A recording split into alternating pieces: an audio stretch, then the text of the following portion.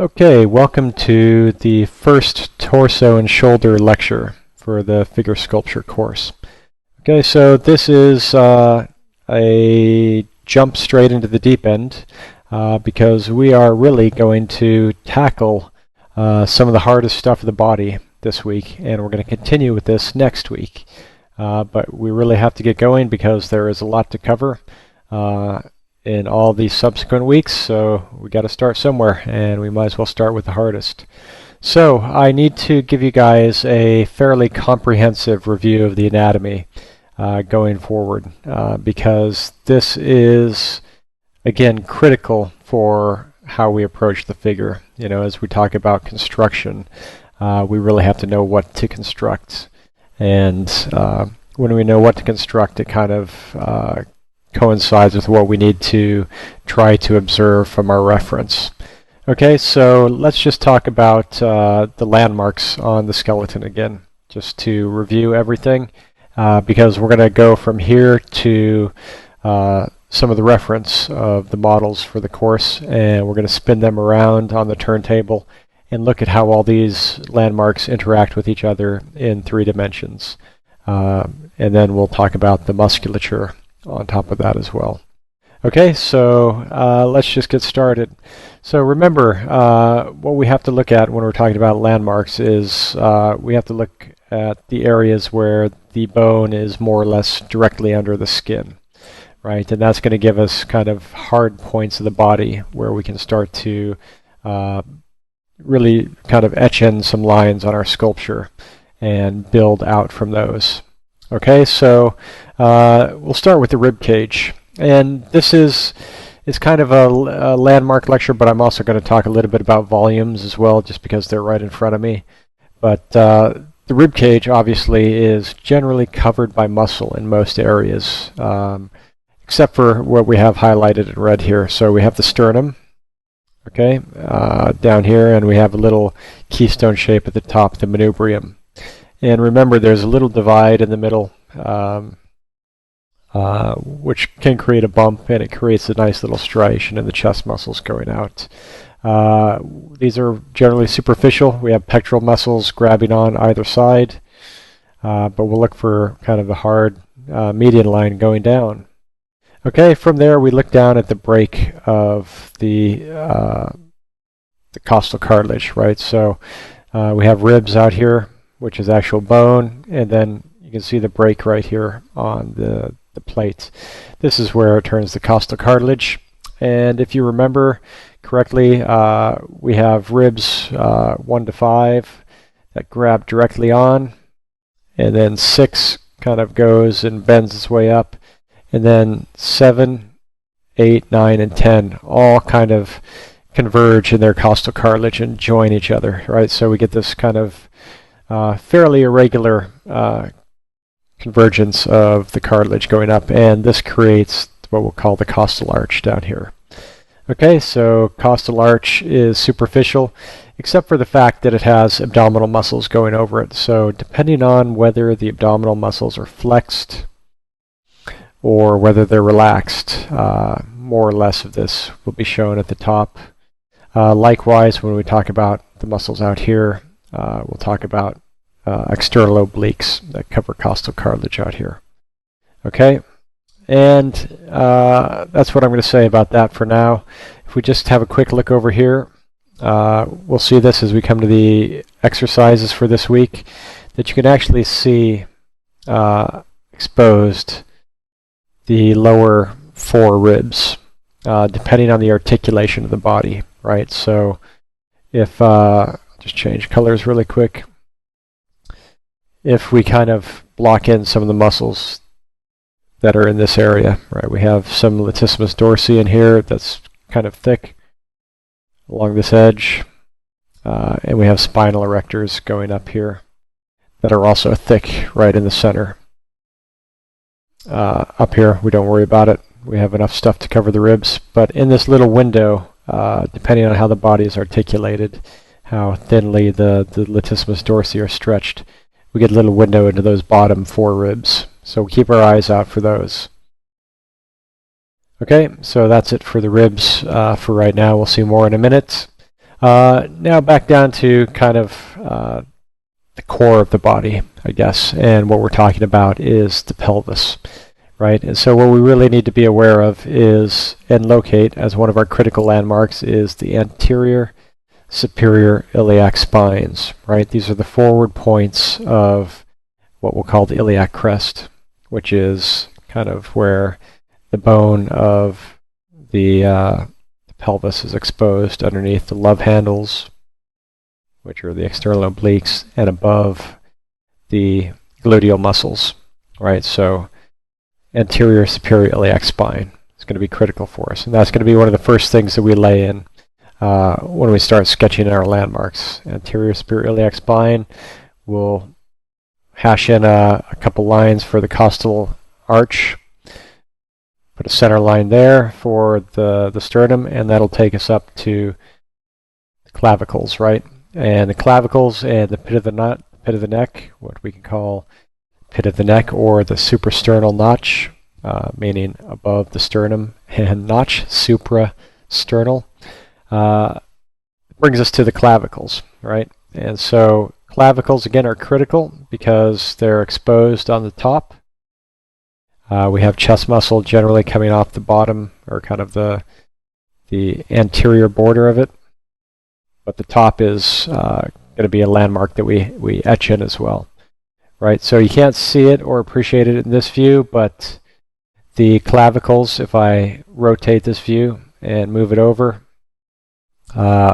remember the nice subtle S shape that the clavicles have, right? So we're talking about something like this. And again, this kind of goes back to all the investigation of the skeleton that we did in the anatomy course for people who have been on it, because this is really important, and we'll see it in the reference, so we can catch up with that then. But this turned up like that gives us that, and then at the back edge, I'm actually looking down this guy's neck, right? So that's his neck. This is his rib cage here, and this is his arm going down. Right, so this is the clavicle coming out, nice and S-shaped, something that we're going to kind of etch in when we get into ZBrush. Comes out to this big square called the acromion process, right? And you can see it here. Joins the clavicle in a little fibrous junction.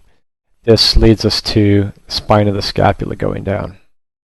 Right, again, superficial. So we find the point of the shoulder. We work really hard to get that little rectangle shape. Because we know that no muscles sit on top of the rectangle. It's just kind of a nice placid little square of bony landmark for us to sculpt around. And we know that all of the deltoid muscles come off of it, right? So around that, and then kind of above, we know that there's trapezius muscles. Okay, I'm just doing a really quick and dirty sketch in, I guess, top view of what hangs off of the acromion, right? And that brings us to here, right? So acromion goes down slightly obliquely, the spine of the scapula, to the medial border, right? We like to put this in. We make these two marks on our model. So we find the point of the shoulder, bring it in, grab those two, because this is going to be our scaffolding for all the muscles that come off in this direction, all the muscles that come off in this direction, all the muscles that come off in this direction, all the muscles that go up back here and up here, etc., etc. Okay, so we remember those. We'll talk about those in a minute. So remember, acromion process, spine of the scapula, medial border of the scapula. And then we have this guy, seventh cervical vertebra, is the most protruding vertebrae on the body, and he pops out right at the kind of the top of the thorax, right at the top of the rib cage, because the next thing that pops up is the first thoracic vertebra. Okay, so we'll follow all those down. That's fine. We're not going to worry about too much these. We'll see some of these in the reference, so we can talk about those, the 5 spinous processes of the lumbar vertebrae. So you'll see these in the depression, either side of the spinal erectors. Right, let me just change colors and put in some spinal erectors. I've done it once already. But we have a mass of muscle going either side here, which are going to be like tubes. And we'll look out for those. And the spineus processes just sit right at the base of that and create little dimples. Okay, so enough about those. Moving on. As we come back down to the pelvis, we're talking about the mirror of the anterior superior iliac spine, and that's the posterior superior iliac spines. Right, and those are going to create the little dimples on a woman. On a man, it's sometimes not a dimple, but just a little depression. And really, what we're going to do is we're going to put those in, and we're just going to kind of sketch in the iliac crest with this kind of gesture. And this is going to give us a place to orient our spinal erectors, like I've just done. It'll give us a place to bring our latissimus dorsi to, and generally just help us orient all the construction in the lower back. Okay, so between the front and the back, those are the critical things. Obviously, there's a lot of form to that, and we'll see how that comes together when we get to the reference. But now let's hang some muscle off of these landmarks. Okay, so here's the muscle plates. This is again Paul Richet's plates, same as the previous slide. Very good, very accurate slides, so we use them extensively, both in this course and the anatomy course. And so what I want to do quickly as we work through these is I'm just going to give you a quick sketch over of where the landmarks were that we just talked about, because a lot of this is covered by muscle now. We'll talk about those. Here's the anterior superior iliac spines, iliac crest going back. In the side view, just memorize this because we're going to see this again in a couple slides when we look at our Andrew, one of our models. Quite lean. Looks almost like this plate, actually. So anterior superior iliac spine, magic! Exclamation point. Iliac crest going back. Look at the gesture. Memorize that gesture. And back to the posterior superior iliac spines. Okay. Little lumbar vertebrae. Clavicle coming out, hitting the acromion process out here, the spine of the scapula going down, right? Little rectangle of bone, spine of the scapula going down, medial border coming down here. All right, so you'll see when we get to the ZBrush session where I'm doing my working example of the sculpt, these are the kind of things that I hammer in, right? I'm not delicate or precious about it. I will literally go in with my clay tubes brush and I will just kind of lay down these landmarks. And they look ridiculous at the start because they're just on like a tube with no contours and no shape. But the fact is that these become the scaffolding for building the rest of the form and moving this around to get it in the right place and then refining volumes and silhouettes. Okay, so those are the landmarks on the muscles. Okay, the muscles themselves, a big task to be sure. But because this should be review for most of you, we're going to go through it at a breakneck pace. Okay, so remember, pectoralis major, 3 distinct heads, right? 3 distinct sections.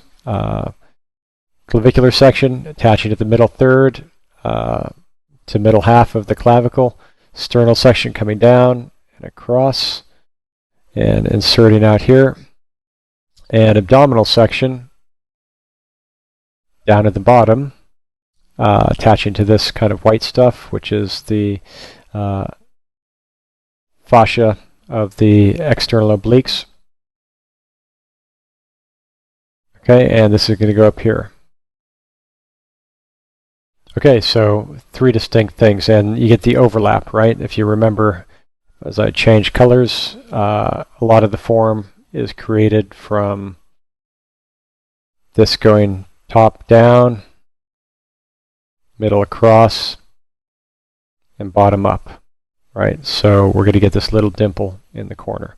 This whole thing is relieved on a raised arm. Remember, if we raise the arm up like this, those are inverting themselves. Okay, so we'll pay attention to the articulation of the shoulder and how all this stuff articulates, because this is going to be very important how this flows out to its insertion on the humerus, especially in the poses that we have for this week's fragments. Okay, so that's the 2-cent tour of the pectoralis major. From there, we'll move out along the clavicle, and notice we'll have this little section where we don't have any muscle, called it creates a little fossa, or a little depression below, and a little depression above as well. Infraclavicular fossa is what we'll call that, below the clavicle. Okay, and that brings us out to the deltoids, right? We have 3 heads of the deltoid: front, anterior head, the medial head, which is the middle head, and the posterior head, right? And all of these kind of converge starting at the end of the clavicle, so the outer quarter probably, and then for the anterior head, medial head goes across the acromion, right? So we have the square of the acromion sitting up here, and the medial head comes off the lateral border, and then the posterior head, which we're going to pick up in this view, is going to attach into the spine of the scapula via this little bit of tendon. Remember? Okay, so that's those 3 heads, and again, these are a nice little kind of convexity when the arm is down, and the acromion process contributes to the convexity. But when the arm raises, what you get is you get the acromion process still staying it becomes a depression actually. So it's no longer convex. All the muscles kind of billow out around it to the front and the sides. Okay. And biceps up here. I'll orient you with an elbow and an arm going off like this. Wrist. And thumb, fingers, blah, blah, blah. Okay, there we go. I've just kind of articulated this guy a little bit. Okay, so that's the deltoids, and we'll pay attention to those and how this changes when we start to look at our reference. Okay, moving along the spine of the scapula, we've talked about the rear deltoid below. We have to look at the trapezius above. Right, so we have trapezius coming off here, above the spine of the scapula, the inside of the acromion, and around on the clavicle as well. And remember, it creates this kind of substantial mass on the shoulder. Going back to this diamond-shaped triangle. And then it descends down in this little tail, down to the last thoracic vertebra down here. Okay, we see it quite prominently in back view. In the side view, we can see where it comes from, kind of mirrors the origin of the deltoid going up.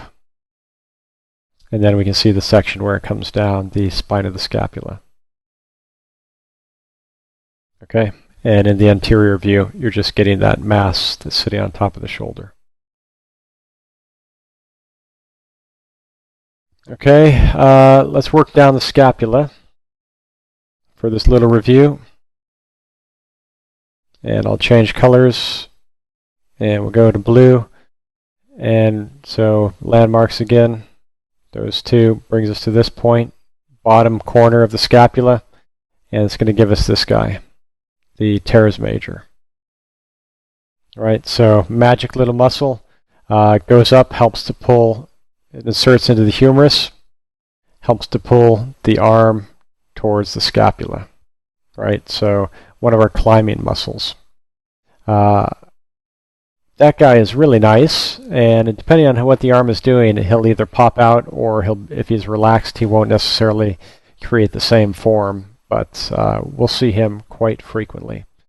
The associated climbing muscle that works in conjunction with the teres major is the latissimus dorsi, which is this big guy, and he crosses halfway over generally the teres major, and he's going to come down and he's going to insert into the high point of the iliac crest.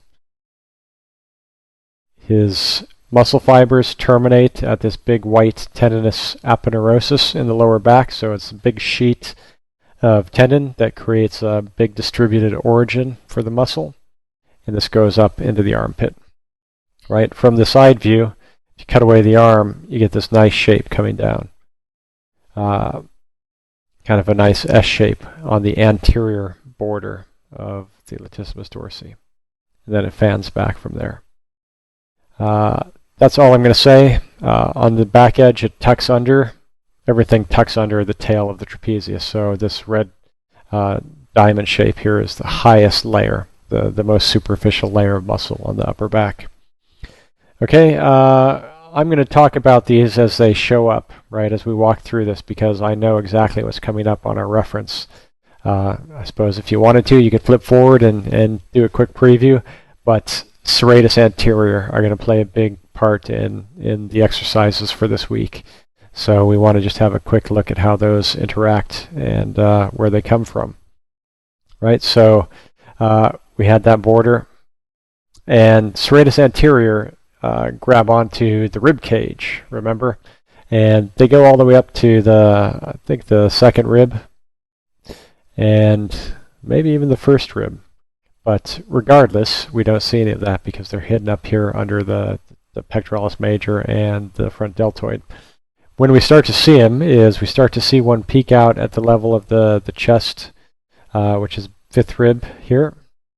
And generally you won't see this when the arm is down, because the chest muscle descends and it sits over that with kind of skin folding. So that's kind of a mystery digit, and we'll keep our eye out for him because we can see him in this week's exercises. Okay, and then the big ones are this one on the 6th, the 7th, and the 8th. Occasionally some people will have a little digit on the 9th, but some people don't. So you primarily see 3. Okay, and these interact with what we call the external obliques, which is our big twisting muscle of the side. Right, and they both grab onto the ribs, and the serratus anterior grab onto the body of the rib. The external oblique grab onto the underside. If I just step backwards, I can show you a little bit here what I mean. The serratus anterior are going to grab on like this, actually to the body of the rib, and then in a different color, the external obliques are going to grab onto the bottom edge of it, right? So that's how they interdigitate. Right, so body and edge.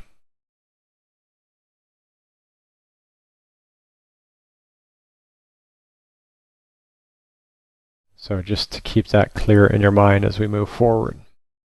Okay, so that's how you get this zigzag and the classic comic book pattern, right? We've seen it a million times. The fish gills that they put on the side of the characters. We need to know a little bit more and be a little bit refined with our treatment of it, though. Okay, so this is where we see them, but where do they come from? Remember, this body of muscle actually comes back from the underside of the scapula, right? So it comes back off of this and creates this little continuation of volume coming down. Okay, and then it erupts from under the latissimus dorsi and exposes the digits right where they insert onto the rib cage. Actually, they're originating there and they're inserting onto the bottom of the scapula, to be correct about origins and insertions. Okay, so we'll see those. They feature quite prominently, and that leads us into the external obliques. So we talked about these upper digitations, And where do those go to, right? They come from the ribs, and they insert onto this big white tendinous sheet, which is called the aponeurosis of the external obliques. All right, so it's a big fibrous sheet that they grab onto and they pull against. All right, and we'll see these edges in our, and we'll have to sculpt these edges in our models this week. So this is all important stuff. I'm not going into undue detail here. This is all really important stuff. Okay, so look out for the edges of these where they grab onto the big fiber sheet, because it happens and it's there. And then as you work your way down, you get to this edge where it turns the corner, right? And I'm going to put a big red check mark there because we're going to keep our eye out for this big X, looking for that corner. Okay, and as that mass, we don't need any slideshow help. Thank you very much. We're very experienced. Okay, as we turn the corner, we're going from there back to the iliac crest. So we've just seen this. This is all out in this aponeurosis inserting. Comes back a little bit, and bam, it's back on the bone right here. Okay, and this is the big mass of love handle muscle that comes back and grabs onto the back ribs, right? So we're talking about 12, 11, and 10 from here. And then these guys are going up to 9 and 8 and so forth as it moves up, right? And this really is the twisting muscle, right? And it's important to know it's a twisting muscle because actually this week one of our guys is twisting at the waist, right? So this muscle is pulling the ribs forward this way. So the muscle shortens and it stops going diagonally back. It starts to go more up like this. Okay, that's what happens when the muscle articulates. Okay, so that gives us external obliques. That gives us latissimus dorsi. We have this. We have talked about teres major. We talked about the medial border of the scapula. We talked about the spine of the scapula. We talked about the trapezius coming down over top. Keep your eyes open for this diamond of tendon. And one thing that we haven't talked about is what we can barely see, but I know exists underneath all of these layers, and that is a muscle called the rhomboids. Right, so I'm just going to put that in, and I'll change colors to something like red. So the rhomboids come off of the medial border. We have stuff on this side, but what we need to talk about is this muscle that comes off obliquely this way to make a rhomboid, right? A rhomboid is a square, same sides, but just kind of skewed off like this. Geometrically, that's what a rhomboid is, and that's what it does here, right? And given that the trapezius at the bottom, this tail of the trapezius is very thin, it overlaps the rhomboids, and depending on the articulation of this area, the rhomboids can pop out or the trapezius can pop out. All right, so it's variable shapes. Okay, lastly, we're going to talk about the spinal erectors. So sitting under all these layers, sitting under the lats, sitting under the trapezius, sitting under this aponeurosis, this tendinous sheet, we have two volumes of spinal erectors going up. The first volume is the central mass, which attached to the sacrum, which is this big bony plate at the back of the pelvis, and it goes up as a column of muscle, slowly thinning as it goes because its fibers are jumping off at each successive vertebrae. Right, so two columns. It's a little bit of a poor drawing, but we'll see this again in reference. Okay, that's the medial or the middle column of muscle. Lateral to that, we have a mass that sits right in here that attaches via tendon to this area, and it creates a nice round form that kind of highlights itself and ascends. And again, this is sitting under the latissimus dorsi. And latissimus dorsi is pretty thin in this area, so often this volume can be seen quite prominently. And we'll see this in a minute. Now, lastly, the piece of the puzzle that's missing here that I haven't spoken about is the rectus abdominis, and it kind of sits obviously in between the external obliques.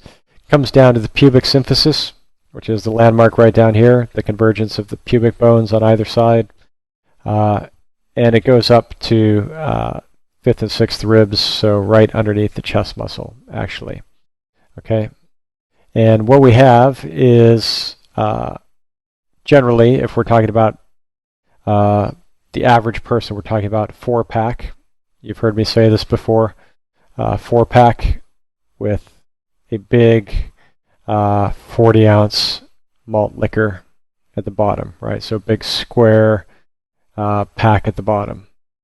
If somebody has a 6-pack, the 6-pack, remember, lives up here as 2 abbreviated muscles sitting above the costal arch or just on the margins of it and filling in, creating mass underneath the bottom edge of the pectoralis major.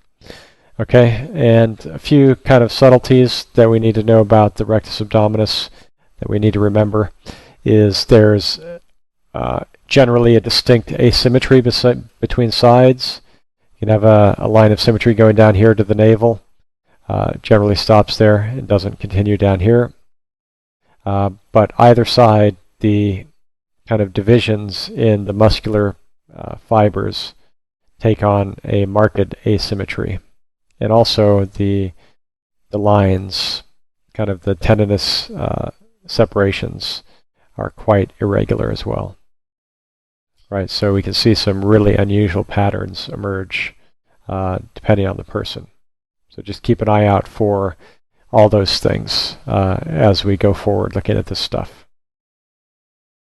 So that is, again, the poor man's review of the anatomy of the torso in like 20 minutes. It's quite abbreviated, but I do hope that it's a review for all of you, because these are the things that need to be just kind of understood before we proceed with trying to sculpt it, because one without the other is almost impossible.